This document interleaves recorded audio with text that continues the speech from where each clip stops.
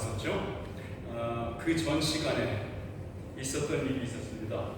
예루살렘 성전 유치장에 베드로와 요한이 갇혀져 있었죠. 그 하룻밤에 같이 있었던 유치장 안에 있었던 사람은 베드로와 요한뿐만이 아니었고 안진뱅이였다가 40년 동안 안진뱅이였다가 고침받아서 걷게 되고 뛰게 되었던 그 40세 된 중년 남자도 그곳에 함께 있었습니다. 바로 그 다음 날 열린 공회에 피고인의 입장으로 이 사람들을 불러내고 이 세 사람은 그 공회의 중간에 가운데에 딱 서 있었습니다. 그들을 법정 한 가운데에 세워놓고는 갖은 말로 위협하고 닥달했던 제사장들과 성전 맡은 자들, 사두개인들은 그들에게 형벌을 선고할 만한 그 어떠한 꼬투리도 찾지 못했습니다. 사도행전 4장 14절에 이렇게 표현하고 있어요. 비난할 말이 없는지라. 이렇게 이 사람들은 비난하고 고소할 것을 계속해서 찾았죠. 먼지를 털듯이 말이죠. 모든 것을 찾아봤으나 비난할 말이 없는 것을 알고 어찌할 바를 모르고 있었죠. 뻘쭘해진 이 이스라엘 지도자들은 베드로와 요한을 거듭 위협하였습니다. 그들은 사도들에게 육체가 구속될 수 있다는 두려움과 공포감을 심어주려고 계속해서 엄포를 놓았어요. 우리 17절에서 18절 말씀 한번 볼까요?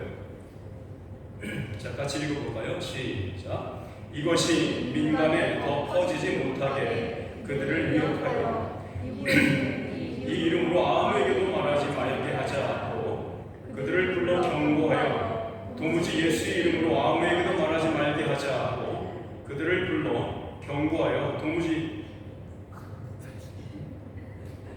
계속 영원한 반복이군요. 어쨌든 예수의 이름으로 말하지도 말고 가르치지도 말게 하자 이렇게 얘기를 했습니다.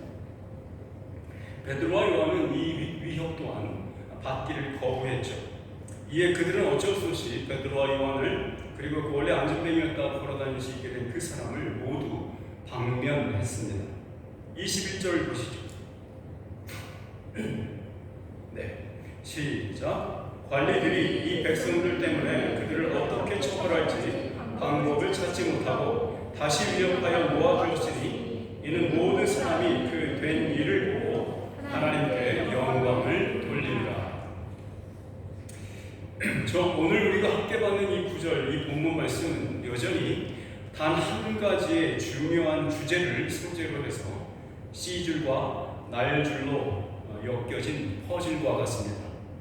사도행전 1장부터 마지막까지 그리고 그 전체를 관통하고 있는 하나의 주제는 마지막 성전과 새로운 구원 공동체가 세워지도록 한 바로 예수의 이름이었습니다.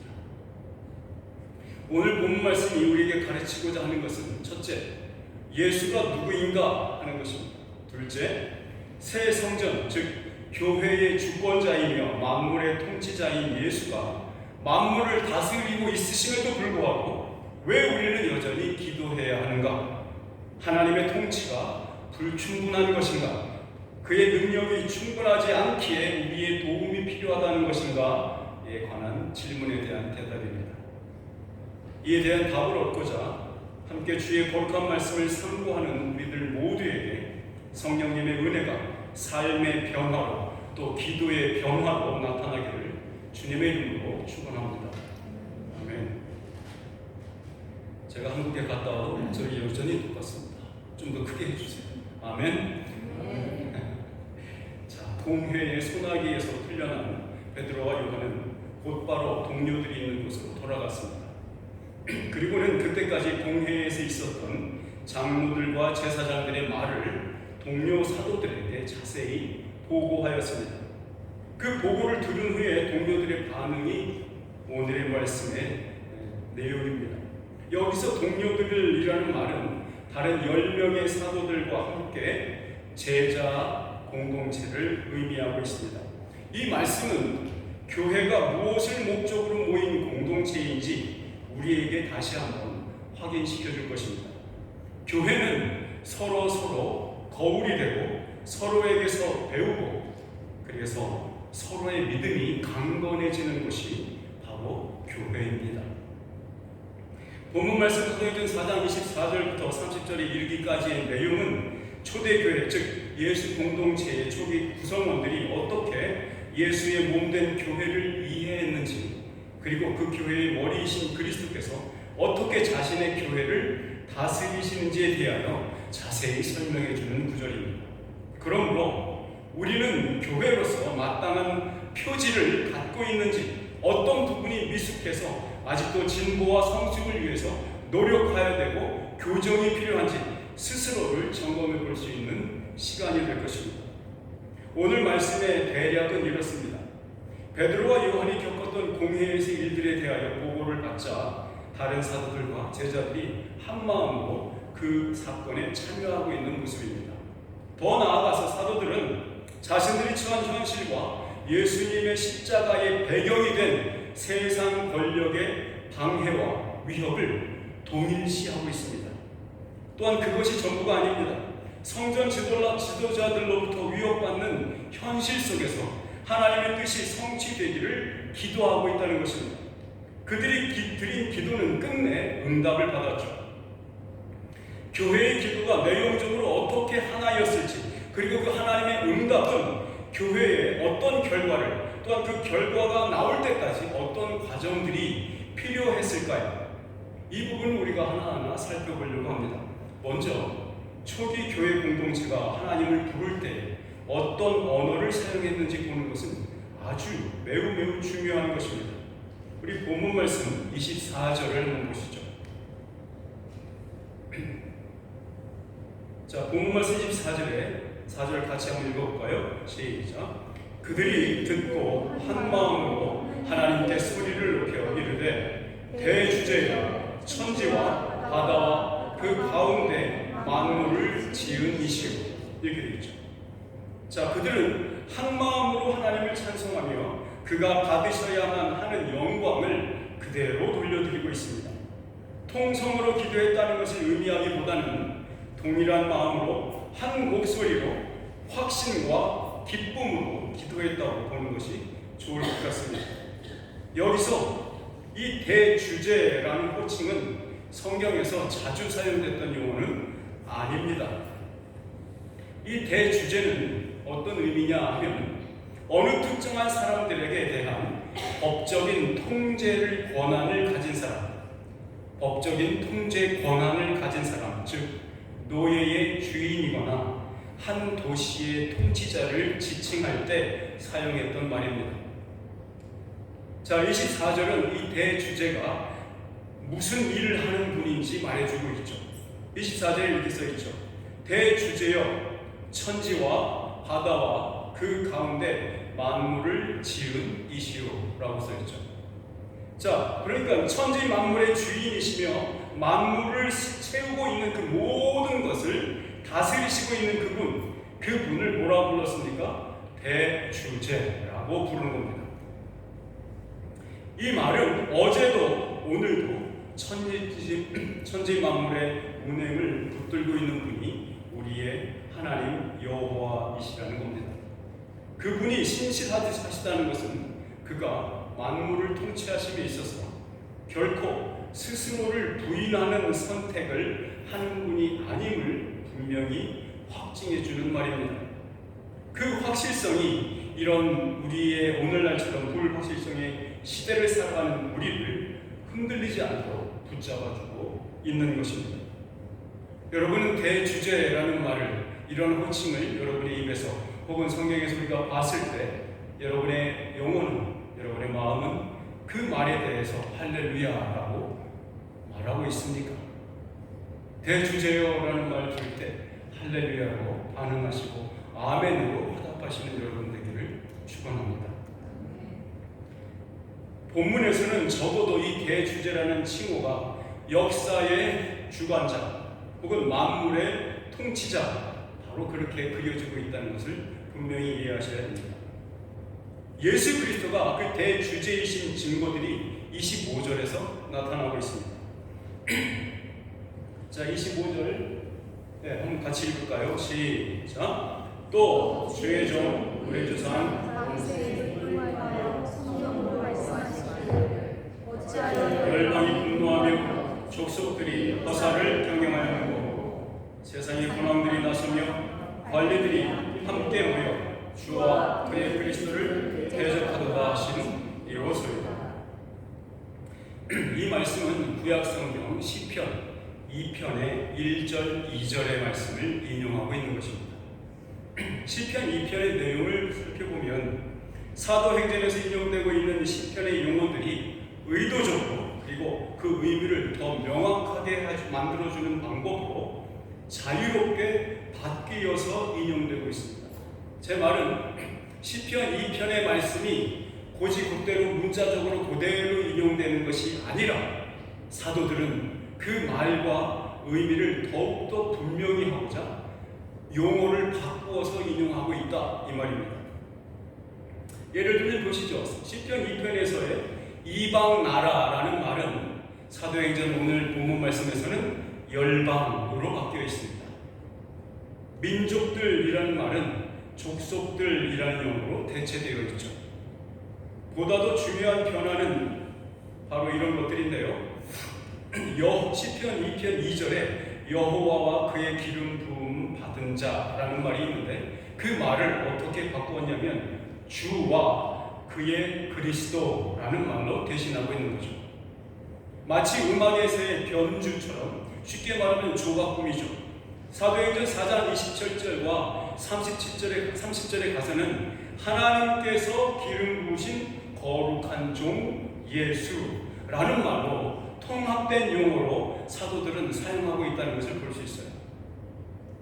여기에서 우리가 이해해야 할 중요한 점은 뭐냐면 단순히 어떤 용어가 어떻게 변화되었는가, 왜 그렇게 바뀌어서 사용되었는가라는 것을 이해하는 것보다는 구약의 시적이면서 그 예언적인 구절이 신약에 와서 새로운 성전 또 마지막 성전 바로 예수 그리스도의 이름 안에서도 그대로 연속되고 있다는 것, 그것을 이해하셔야 합니다.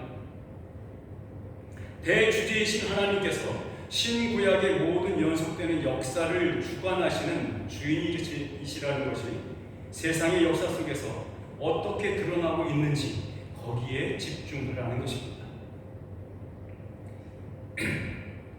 자, 하나님이 역사를 어떻게 주관하시고 어떻게 다루고 계시는가를 이해한다면 오늘 저와 여러분이 사는 이 오늘이라는 우리의 현실은 하나님의 관점에서 또한 하나님이 그 현실에 우리의 오늘에 하나님께서 어떻게 의미를 부여하고 있는지 그것을 이해할 수 있게 되는 겁니다.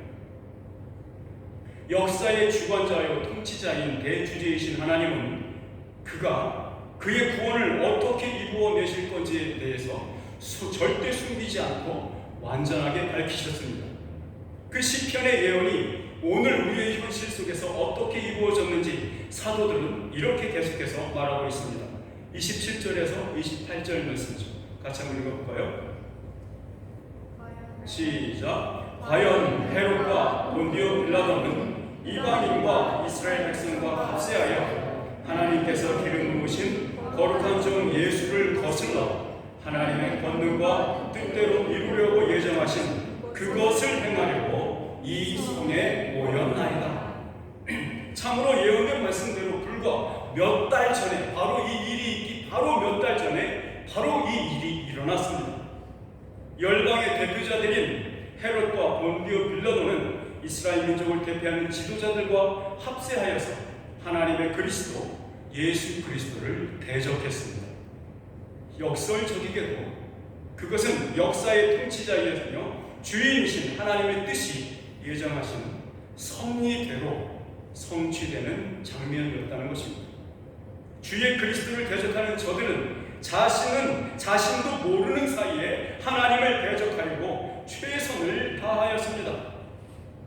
그러나 이들의 악한 시도들은 오히려 하나님의 뜻을 이루는 데 사용되고 있을 뿐이었습니다. 28절 하반절이 분명하게 이것을 설명해 주고 있지 않습니까? 하나님의 권능과 뜻대로 이루려고 예정하신 그것을 행하려고 이 성에 모였나이다. 이 일이 역사 속에서 분명히 실제 했었던 일임을 보여주는 구절이 있습니다. 누가복음 23장 10절에서 12절 말씀입니다. 같이 한번 읽어볼까요? 대제사장들과 서기관들이 서서 힘써 고발하더라. 헤롯이 군인들과 함께 예수를 업신여기며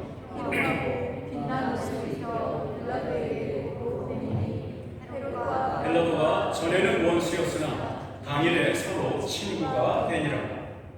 하나님께서는 선인과 악인 모두에게 비를 내리시고 해를 동일하게 비추어 주시듯이 그는 신자든지 혹은 불신자인가를 막론하고 인간을 강압하여서 무엇인가를 선택하고 행동하도록 조정하시는 분이 아닌 거예요.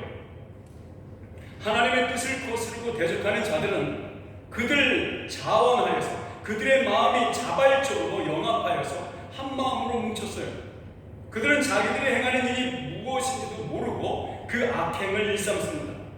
그렇게 하나님의 선하신 뜻은 좌초되어야 할 것 같지만 아이러니하게도 대주제가 예정하신 그 뜻은 이루어져 갔습니다. 이제 사도들은 교회를 대표하는 기도를 시작하고 있습니다. 이어지는 기도의 내용들은 한 가지 변치 않는 사실을 전제로 하고 있습니다. 그것은 하나님이 역사를 주관하시며 지금도 다스리고 계시는 역사의 주인이시며 만물의 통치자라는 사실입니다. 이어서 세 가지로 요약되는 사도들의 기도 중 첫 번째 내용이 29절 앞부분에 기록되어 있습니다. 이 부분은 우리가 무엇을 기도해야 되는지 가르쳐주는 첫 번째 내용입니다. 이렇게 시작됩니다. 주여, 이제도 그들의 위협함을 굽어 보시옵고. 사도들의 기도에서 읽을 수 있는 중요한 요지는 예수님을 십자가에 달리게 했던 그 상황이 지금도 똑같이 이어지고 있는 현실을 인식하고 있었다 이겁니다. 이들은 자신들이 위협받고 조롱받는 상황에서의 탈출을 간구하고 있지 않아요. 하나님, 이 자리에서 나를 빼주세요. 이 위협받는 것과 이 조롱받는 것과 이 비난받는 이 상황에서 이 환경에서 나를 구해주세요라고 기도하지 않았다 이겁니다. 이들은 거기에서의 탈출을 간구하고 있잖아요. 환경을 바꿔달라고 혹은 이 고통스러운 상황에서 빼내달라고 기도하고 있지 않다는 겁니다. 오히려 그 십자가의 연속으로 또한 예수 그리스도의 고난에 참여하는 일이 실제로 경험되는 바로 그 오늘 그 현실로 이해하고 있는 것입니다. 그러므로 여러분과 나 이 성도된 우리의 오늘은 예수 그리스도의 운명에 묶여있는 그 거룩한 시간인 것으로 이해하셔야 합니다. 예수님이 부활 이후 승천하셔서 성령님을 선물로 교회에 보내주신 사건으로 시작된 아주 새로우면서 마지막 성전인 교회의 모습이 어떠해야 하는지를 잘 보여주고 있는 것입니다. 그리스도의 제자는 그리스도의 길을 따르는 자일 뿐만 아니라 그가 받으신 고난으로 영광에 이르는 길에서도 도망치지 않고 따라가는 자들입니다. 그가 받으셨던 적대감과 멸시를 똑같이 겪는 바로 그 길을 따라가는 자들입니다. 갓 탄생한 교회의 모습은 소수자였고 약자의 자리였습니다. 그 자리에서 그들은 서로에게서 배웠습니다. 한 사람 한 사람의 성도들이 받은 은혜와 깨워 조심하기를 바라는 성령의 깨우치심 앞에 함께 삼가 조심하는 공동체였습니다. 이것이 그리스도께서 교회라는 믿음의 공동체를 우리에게 주신 이유입니다. 여러분, 우리는 중세교회가 돈과 권세를 두루 섭렵하면서 남긴 흑역사를 기억하고 계시죠? 우리가 그리스도의 교회라면 돈과 힘을 뒤쫓아가서는 안 됩니다. 교회 공동체의 시선은 세상의 끝을 바라봐야 하는 것입니다. 교회 공동체의 시선은 세상의 바닥에 있는 자들을 향해야 합니다. 돈과 권세의 자리에서부터 우리는 멀어져야 합니다. 십자가의 길이 바로 그런 길입니다. 여전히 성도 개개인의 주인이신 예수에게 반기를 들며 생각에서부터 반란을 회책하는 그 미친 죄로부터 우리는 돌아서야만 합니다. 우리는 본문 속에 드러난 사도들의 현실 인식과 그에 따른 기도의 내용들이 단지 교회를 핍박하고 방해하는 세력들에게 복수해달라고 보복해달라고 간구하고 있지 않다는 것을 잊지 말아야 합니다. 위협하는 세력을 제거해달라고 간구하고 있지 않습니다. 도리어 하나님의 말씀을 전할 수 있는 담대함을 구하고 있다는 사실입니다. 29절 하반절에 이렇게 써 있습니다. 네, 시작. 또 종들로 하여금 담대히 하나님의 말씀을 전하게 하여 주시오며. 아멘. 베드로와 요한의 보고를 받으면서 다른 사도들이 깨달은 것이 있습니다. 베드로의 담대한 설교로 한 번은 3,000명이, 또 다른 한 번은 5,000명이 믿음에 들어온 일입니다. 또한 베드로와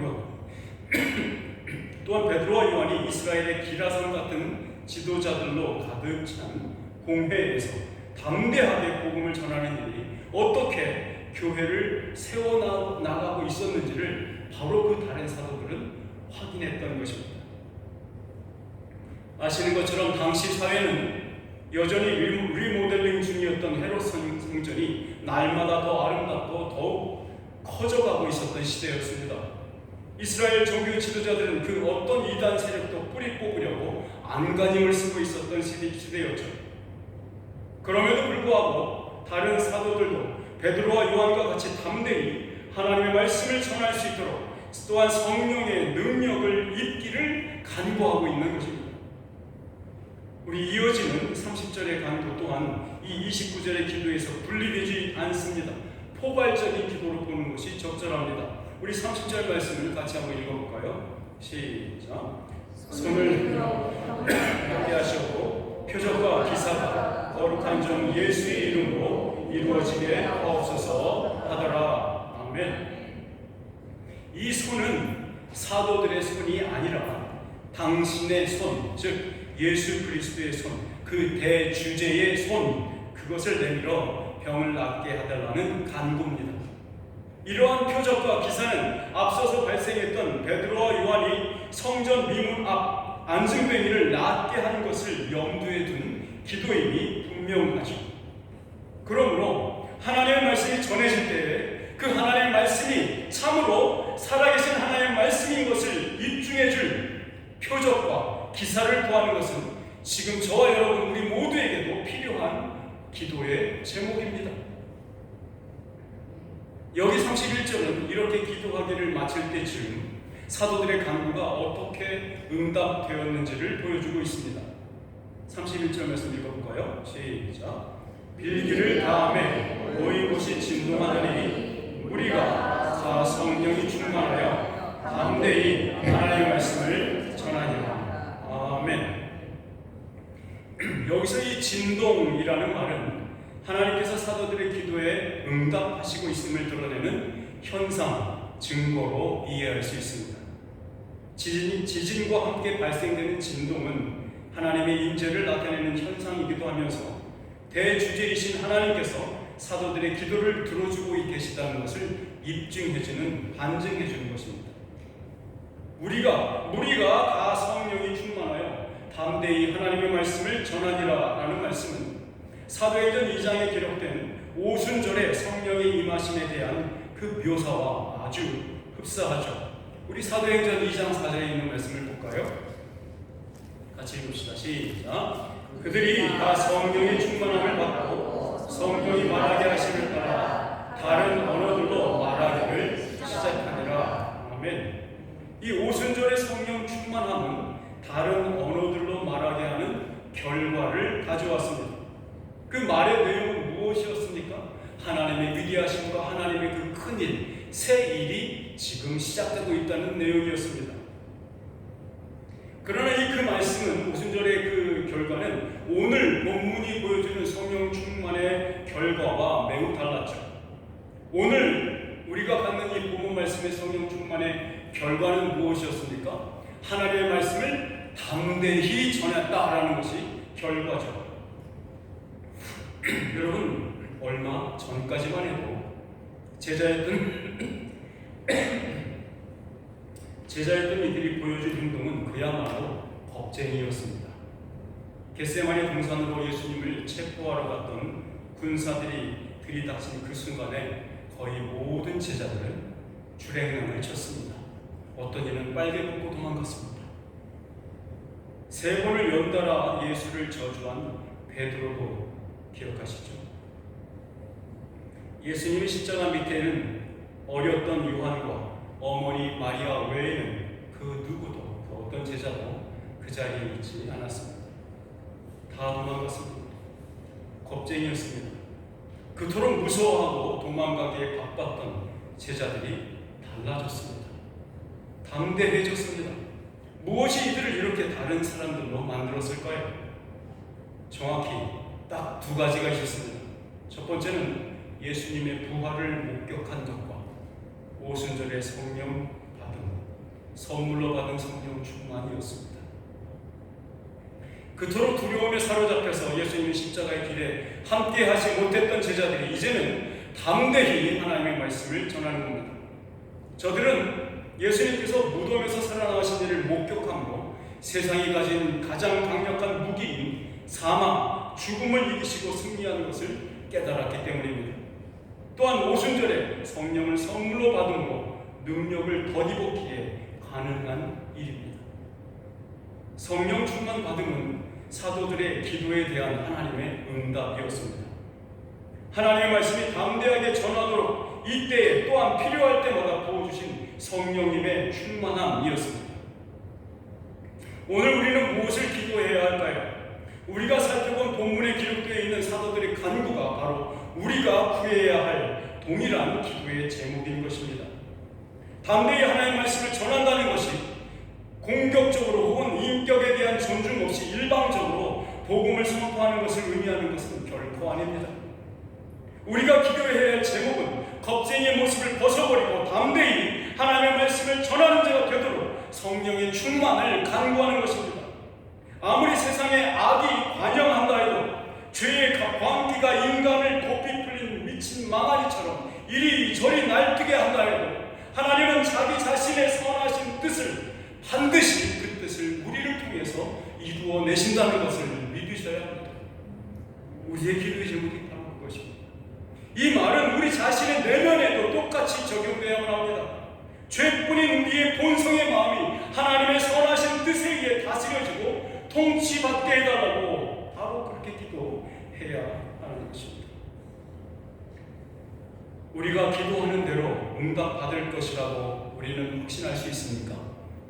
예, 그렇습니다. 그런 이유는 우리의 하나님은 자신이 약속하신 대로 행하시는 신실한 역사의 주인이시며 모든 영혼과 모든 마음의 통치자이심을 우리가 알고 있기 때문입니다. 그래서 우리는 담대할 수 있고, 그래서 우리는 우리의 기도에 응답을 확신할 수 있습니다. 예수님께서 사랑하는 자신의 제자들을 세상에 남겨놓으시는 상황에서 이렇게 말씀하신 적이 있습니다. 요한복음 16장 33절 하반절 같이 읽어볼까요? 시작. 세상에서는 너희가 환난을 당하나 담대하라. 내가 세상을 이기었노라. 아멘. 예수님은 제자들을 세상에 그냥 덩그러니하게 남겨놓지 않으셨습니다. 자신이 이루어 놓으신, 자신이 만드신 생명의 승리의 새로운 세상으로 그들에게 함께 남겨놓으신 겁니다. 우리는 예수님께서 세상을 이기심으로 만드신 그 구원의 세상을 우리는 살고 있는 겁니다. 부활과 성령의 은혜의 선물로 특징 지어지는 그 구원의 새 세상, 즉 예수님의 운명에 묶여진 삶을 사는 자들, 바로 그들이 저와 여러분입니다. 우리는 우리의 내면이 하나님의 거룩하심에 더욱 진지해짐으로 생겨나고 또한 단련되는 그 담대함을 사모해야 합니다. 이 담대함은 모세의 인생 전체를 통하여 훈련된 온유함과도 같은 것입니다. 온유함은 끊임없는 계속되는 훈련과 단련으로 얻어지는 담대함입니다. 여러분, 세상은 또한 이 땅에 있는 우리 성도들은 바로 이 세상에 보냄받았습니다. 그리스도께서 우리를 세상에 보내시면서 함께 주신 것은 자신의 거룩함이었습니다. 요한복음 17장 17절에서 19절 말씀을 같이 읽습니다. 그들을 진리로 거룩하게 하옵소서. 주의 말씀은 진리입니다. 아버지께서 나를 세상에 보내신 것 같이 나도 그들을 세상에 보내었고 또 그들을 위하여 내가 나를 거룩하게 하니 이는 그들도 진리로 거룩함을 얻게 하려 함이니라. 아멘. 진리가 우리를 거룩하게 하며 진리가 우리를 담대케 합니다. 우리는 진리를 보존하고 지키는 임무를 부여받지 않았습니다. 도리어 오히려 그 진리가 우리를 변화시키도록 순종하라는 명령을 받은 것입니다. 우리의 신앙생활에서 기도를 하는 것이 마땅한 일인 이유는 기도가 바로 하나님의 뜻이 우리의 내면과 우리의 인격과 우리의 삶을 통치하도록 내어드리는 자발적인 순종의 행위이기 때문에 그렇습니다. 기도는 이 세상의 모든 일들이 우리를 하나님의 구원으로 이끄시는 그 십자가의 통치 속에 있는 것임을 이해하는 바로 그런 현실 인식에서 시작되는 것이 기도입니다. 우리의 자아로부터는 그 어떠한 것도 나올 수 없다는 것 때문에 우리의 마음은 상하고 우리의 마음은 애통하며 가난해지는 것, 이것이 기도하는 자의 자세입니다. 그러면 우리는 기도를 왜 해야 합니까? 하나님의 명령이기에 순종하며 기도하는 것입니다. 오늘 본문에서 사도들이 인용한 시편 2편 8절에서 9절은 우리가 왜 기도해야 하는가를 확실하게 설명해 주고 있습니다. 같이 한번 읽을까요? 내게 구하라. 내가 이방 나라를 내 유업으로 주리니 내 소유가 땅 끝까지 이르리로다.